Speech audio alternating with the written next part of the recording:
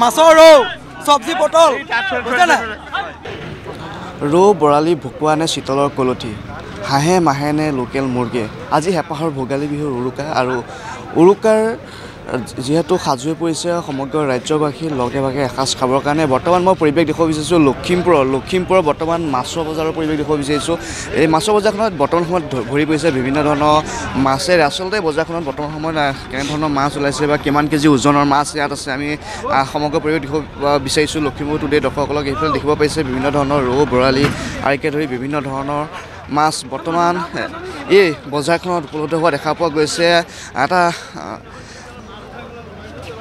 আৰু আমি কিছু কি মাছ ওলাইছে আছে আমি কিছু কথা পাতিব চেষ্টা কৰিম তোমাৰ ফালে এইটো পুঙা মাছ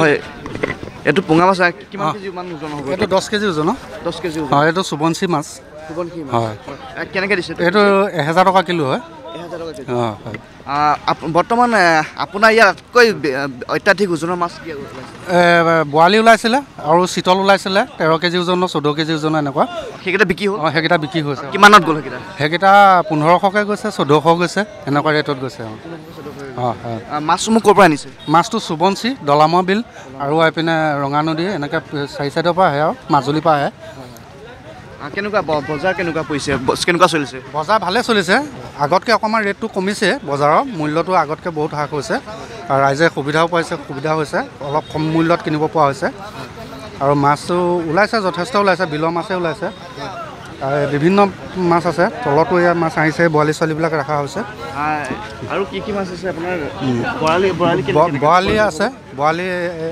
এইটো 800 টকা কিলো চিতল আছে আৰি আছে বৰালিটো কিমান কেজি ওজনৰ এইটো 7 কেজি ওজনৰ আৰু চিতলকেইটা চিতল 5 কেজি ওজনৰ হয় 700-600 টকা কিলো এনেকৈ বিক্ৰী কৰা হৈছে বৰ্তমান এনেদৰে 5 কেজি 7 কেজিকৈ ধৰি 12 কেজি ওজনৰ আৰু বিভিন্ন ধৰণৰ মাছ ৰৌ বৰালি হওক বা অন্যান্য ভকুৱা মাছেই হওক ইয়াত বৰ্তমান বজাৰসমূহত ভিৰ কৰা দেখা পোৱা গৈছে আমি বজাৰৰ ভিতৰত সকলো সোমাই যাব চেষ্টা কৰিম আৰু ভিতৰৰ ভাগৰ পৰিৱেশ হৈছে গৈছোঁ কি মাছ ওলাইছে এয়া ৰৌ ওলাইছে বাহু ওলাইছে বৰালি ওলাইছে আৰি ওলাইছে অলপ মাছটো দাঙি দিবলৈ দেখুৱাব গৈছোঁ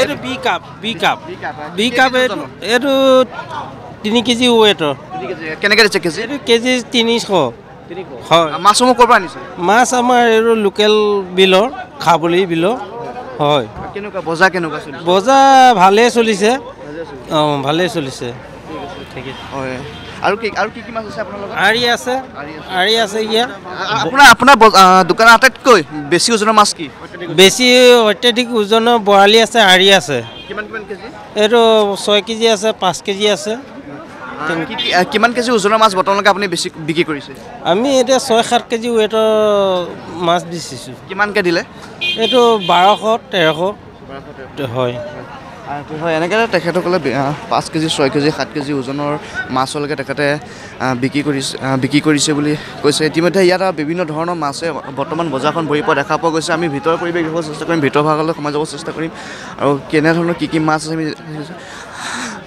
এইফালে দেখিব পাইছোঁ আমি চিতল বৰালিকে ধৰি বিভিন্ন ধৰণৰ মাছ কি মাছ আছে এইটো চিতল আছে আৰি আছে বৰালি এইটো 4 কেজি আছে 4 কেজি বৰালি কেজি 1000 হয় চিতল কেজি 900 টকা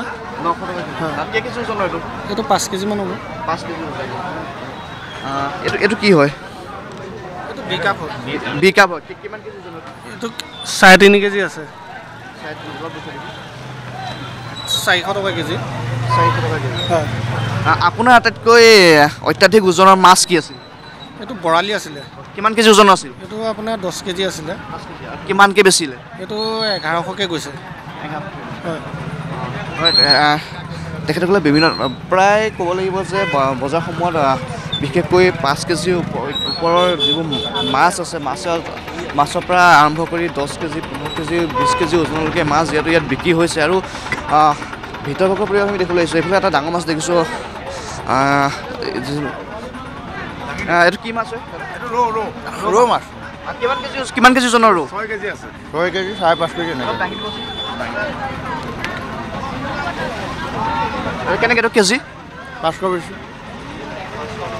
আপুনি বৰ্তমান কিমান অত্যাধিক ওজনত কিমান ওজনৰ মাছলৈকে বিক্ৰী কৰিলে? আজি এতিয়া সদ্যহতে মই সদ্যহতে 6.5 কেজি ৱেটৰ বেচিছোঁ। হয়। কিমান মান ৰেটত গ'ল? 750 গৈছোঁ বৰালি। বৰালি মাছ আৰু কি মাছ আছে? আৰু বাহু আহে মানে এইটো ৰৌ মাছটো ক'ৰ? এই ৰৌ মাছটো বিলৰ নিউ মাজুলী। হয়। এনেদৰে তেখেতসকলে দেখিব বিচাৰে এটা বহুত এনেদৰে তেখেতসকলে বিভিন্ন ধৰণৰ মাছ ৰৌ বৰালিকে ধৰি আদি কৰি বিভিন্ন ধৰণৰ মাছ বৰ্তমানত তেখেতসকলে কৰি আছে। হয়, আমি আৰু এখন বজাৰৰ ভিতৰত পৰিৱেশ দেখুৱাৰ চেষ্টা কৰিছোঁ। ইয়াতো বৰ্তমান দেখিব পাইছে যে কেনেদৰে গ্ৰাহকসকলে ভিৰ কৰা পৰিলক্ষিত হৈছে, কাৰণ যিহেতু আজি ভোগৰ উৎসৱ ভোগালী উৰুকা আৰু নিশাৰ ভাগলৈ যিহেতু সকলোৱে পৰিয়ালৰ লোকসকলে একেলগে মিলি পেলাই এসাঁজ খাব। আৰু এইফালে দেখিব পাইছে এটা চিতল প্ৰায় 10 কেজি ওজনৰ এটা চিতল। আমি কথা পাতিব চেষ্টা কৰিম। অকণ চাইড দিব না। হেল্ল'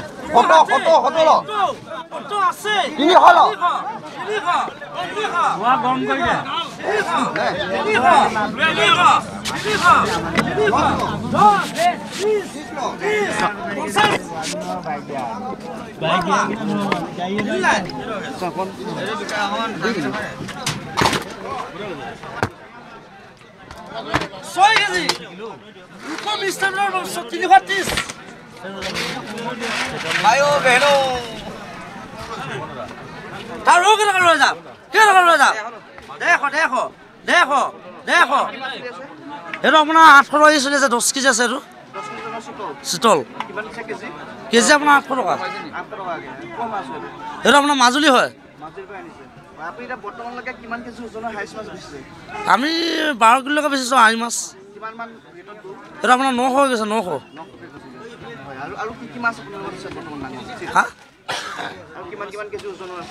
আপোনাৰ হাইছে 9 12 কেজি 9 কেজি এনেকুৱা এইটো মালে আহিছে।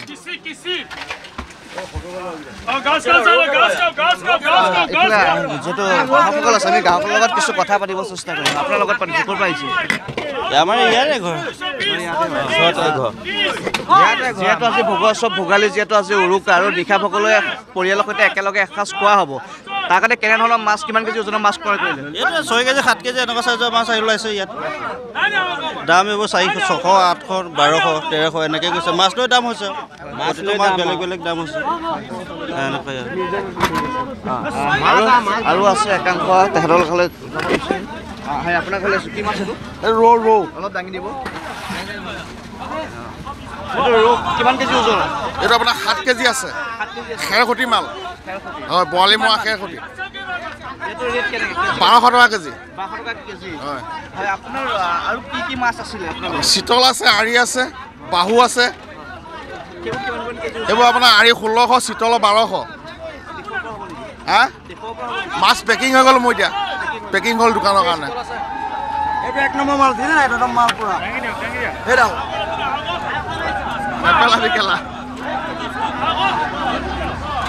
মাছৰ সদায় ৰৌ খাবলৈ কৈছে। ৰৌ মাছৰ ৰৌ চব্জি পটল বুজিছে নাই?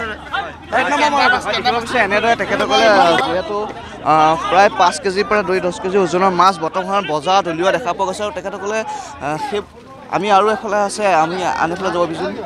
আন এটা পৰিৱেশ দেখুৱাব বিচাৰিছোঁ। আন এখন বজাৰত বৰ্তমান এনেদৰে মাছৰ কাৰণে যিহেতু গ্ৰাহকসকলৰ ভিৰ পৰিলক্ষিত হৈছে, এনেদৰে বৰ্তমান মাছসমূহ পেকিং কৰা হৈছে। আৰু কেনেধৰণৰ মাছ আহিছে বা কি মাছ আহিছে?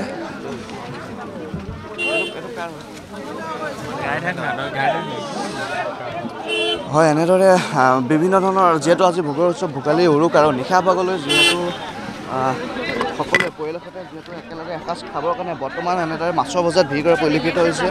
আৰু মাছৰ বজাৰৰ যি ভিতৰৰ পৰিৱেশ, আমি পৰিৱেশ দেখুৱাৰ চেষ্টা কৰিছোঁ। এনেদৰে প্ৰায় 5 কেজি ওজনৰ পৰা আৰম্ভ কৰি 10 কেজি 15 কেজি 20 কেজি ওজনৰ মাছ আছে। এইফালে এটা বৰালি। ক'ৰ পৰা আহিছে আপুনি? মাজুলী আনিছে। এইটো আপুনি বৰ্তমান বেচিবৰ কাৰণে উলিয়াইছে নে পেকিং কৰা হৈ গ'ল? নাই, বেচিম।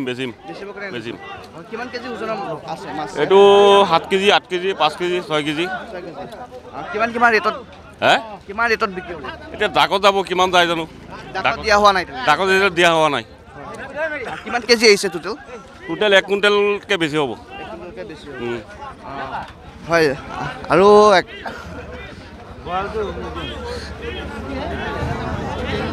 হয় এনেদৰে দেখিব পাৰিছে যে তেখেতসকলে প্ৰায় 1 কুইণ্টেলকৈ ওপৰৰ মাছ বৰ্তমান সময়ত পুনৰ বজাৰত ডাকৰ কাৰণে উলিয়াইছে তেখেতসকলে।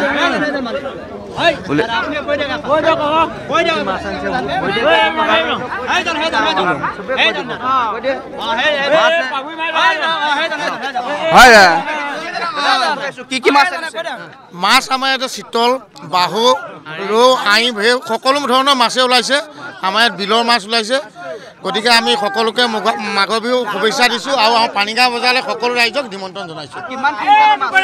কুইণ্টেল মানে আপোনাৰ কুইণ্টেল বুলি নাই, এইবাৰ মাছ বিশেষ ডাঙৰ নহয়। আপোনাৰ আই আপোনাৰ 7 কেজি 8 কেজি, বৰালি 10 কেজি এনেকুৱা ধৰণৰকৈ মাছ ওলাইছে। মাছসমূহ আচলতে ক'ৰ পৰা আনিছে? মাছটো মাজুলী আহিছে, আমাৰ থলুৱা খাবলি আৰু নৰালি আৰু মিচিং গাঁৱৰ পৰা যে ডলামৰা তাৰ পৰা আহিছে। হয় এনেদৰে বৰ্তমান সময়ত যি মাছৰ বজাৰ আছে, মাছৰ বজাৰসমূহত এনেদৰে ভিৰ লিখিত আছে আৰু আচলতে মাছবোৰ বজাৰলৈ লৈ আহি এনেদৰে বৰ্তমান সময়ত তেখেতসকলে ফূৰ্তি কৰা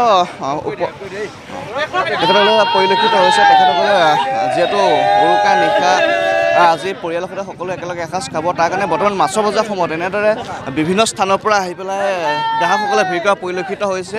আৰু আমি লখিমপুৰ পানীগাঁও বজাৰৰ পৰা সামগ্ৰিক পৰিৱেশ দেখুৱাবৰ কাৰণে চেষ্টা কৰিলোঁ।